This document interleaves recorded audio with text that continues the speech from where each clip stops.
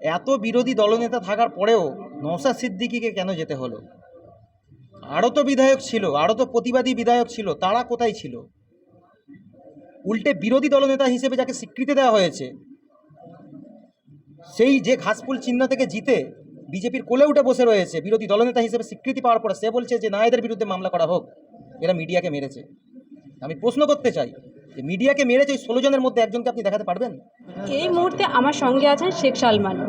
ইতিমধ্যে আপনার বিষয়টা সম্পর্কে অবগত। গত 24শে জুলাই কলকাতার আন্দোলনকে কেন্দ্র করে সালমান শেখ সহ যে 16 জন ব্যক্তিকে গ্রেপ্তার করা হয়েছিল, তাদেরকে ইতিমধ্যে 3 দিন পর কলকাতা পুলিশ ছেড়ে দিয়েছেন কিংবা মুক্তি করেছেন। তারপর মুক্তি হওয়ার পর দেখা গেল Sheikh Salman Indian secular front অর্থাৎ আইএসএফে অংশগ্রহণ করলেন।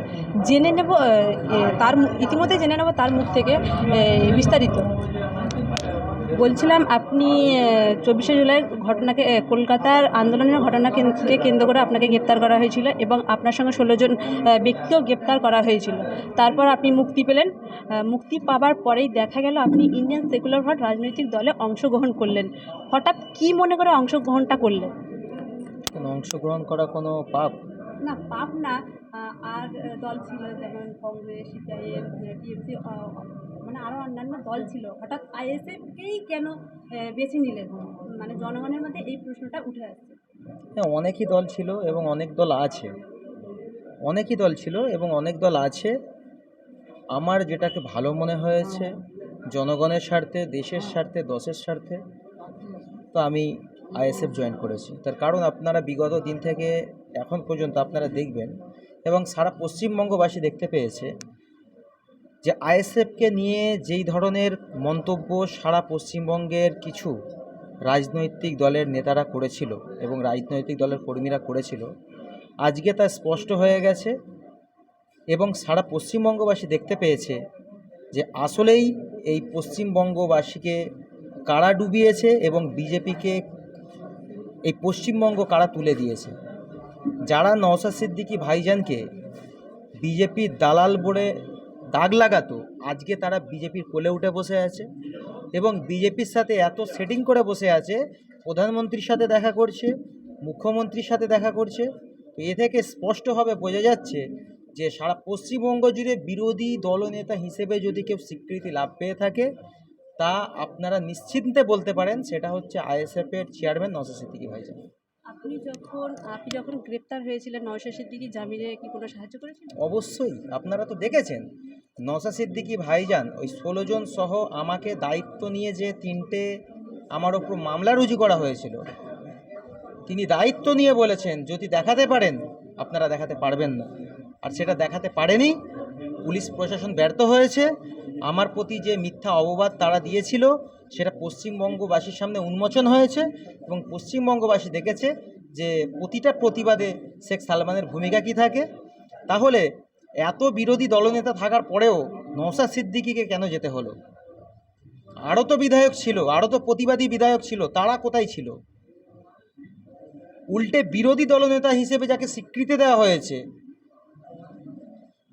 সেই যে ঘাসফুল চিহ্ন থেকে জিতে বিজেপির কোলে উঠে বসে রয়েছে, বিরোধী দলনেতা হিসেবে স্বীকৃতি পাওয়ার পরে সে বলছে যে না, এদের বিরুদ্ধে মামলা করা হোক, এরা মিডিয়াকে মেরেছে।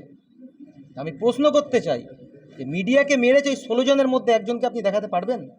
আপনারা পারবেন না। আসলে সাধারণ জনগণের কণ্ঠকে রোধ করা হচ্ছে, সংগ্রামের গতিকে কমানোর জন্য বিজেপি বিভিন্নভাবে প্রচেষ্টা করছে, সেই প্রচেষ্টা কখনো সফল হবে না।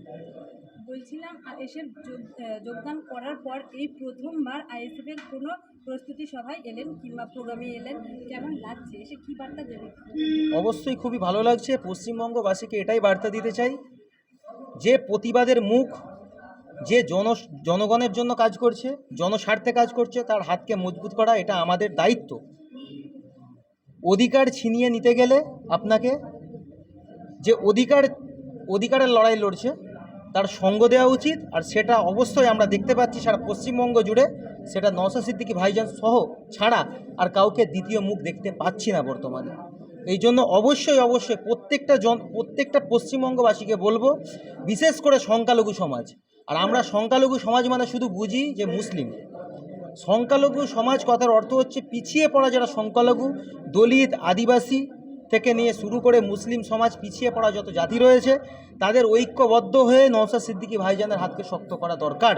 বর্তমান পরিস্থিতিতে বিজেপি যেইভাবে 2026-এর পালাবদলের পর যেইভাবে কমিউনিটি টার্গেট করছে, যেইভাবে খেটে খাওয়া মানুষের জীবন জীবিকাকে কেড়ে নেওয়ার চক্রান্ত করছে, যেইভাবে আপনারা দেখেছেন হকার উচ্ছেদ থেকে নিয়ে চালু করে, যেইভাবে ট্রেনে 2000 টাকা থেকে ফাইন করা থেকে চালু করে, যেইভাবে টোটোকে হাই রোডে বন্ধ করা থেকে চালু করে বিভিন্ন দিক থেকে জনসাধারণের গরিব খেটে খাওয়া মানুষদের কণ্ঠরোধ করার চেষ্টা করছে, তার বিরুদ্ধে যদি আন্দোলন কেউ করতে পারে তার নাম হচ্ছে নওশাদ সিদ্দিকী। আর আন্দোলনের প্রতীক হচ্ছে নওশাদ সিদ্দিকী, কোনো ব্যক্তির নাম নয়, এটা আন্দোলনের চিঙ্গারি বলতে পারেন আপনি। ভবিষ্যতে আইএসএফের জন্য কতটা পরিশ্রম করবেন সেই নিয়ে কি বলবেন? আমি নওশাদ সিদ্দিকী ভাইজানকে কথা দিয়েছি, মেটিয়াবুরুজ বিধানসভাকে আগামী দিনে নওশাদ সিদ্দিকী ভাইজানের হাতে তুলে দেওয়া, এটা মেটিয়াবুরুজবাসীর নৈতিক দায়িত্ব। এবং কাউন্সিলর সামনে ভোট আসছে, আমরা চেষ্টা করব, এবং মেটিয়াবুরুজবাসী ঐক্যবদ্ধ হয়েছে, জোট হয়েছে, তৈরিও হয়েছে।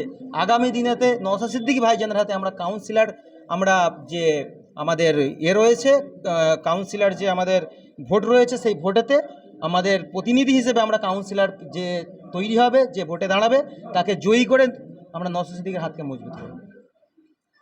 ধন্যবাদ। এতক্ষণ আপনি এসকে মিডিয়ার 24 ঘন্টা চ্যানেলের সঙ্গে সাক্ষাৎকারে ছিলেন। আপনারা শুনলেন নওশাদ সিদ্দিকী কতটা দায়িত্ববান একজন দলের নেতা, এবং শেখ সালমান যখন গ্রেপ্তার হয়েছিল কিভাবে নওশাদ সিদ্দিকী শেখ সালমান সহ 16 জনকে কলকাতা পুলিশের থেকে মুক্তি করেছিলেন। আপনাকে অনেক ধন্যবাদ।